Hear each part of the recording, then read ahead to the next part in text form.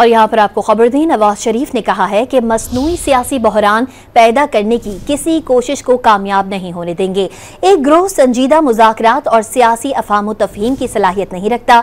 ये बात उन्होंने लीगी सेनेटर इरफान सिद्दीकी से गुफ्तगू में कही। मजीद तफसीलात जानेंगे डॉन न्यूज़ के नुमाइंदे अदनान शेख से। अदनान, मजीद क्या कहना था मियां मोहम्मद नवाज शरीफ का?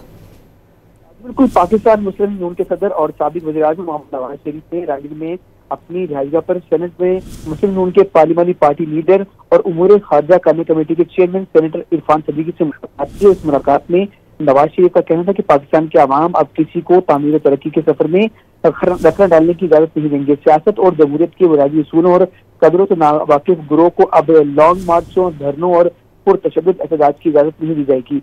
उनका कहना था कि मसनूई सियासी बहरान पैदा करने की किसी को कोशिश को कामयाब नहीं होने दिया जाएगा, जबकि 2013 में तामीरात और तरक्की अवामी खुशहाली का सफर इसी रफ्तार से जारी रहता। और अगर आज हमें IMF की जरूरत ना पड़ती और ना किसी और के सामने हाथ लाने की जरूरत पड़ती। उनका ये कहना था कि अब मुल्क अल्लाह के फजल करम से एक बार फिर अपने पाँव पर खड़ा हो रहा है। नवाज शरीफ ने कहा कि मसनूई सियासी बहरान की कोशिश कामयाब नहीं होने देंगे। बहुत शुक्रिया अदनान शेख इन तफसीलात के लिए।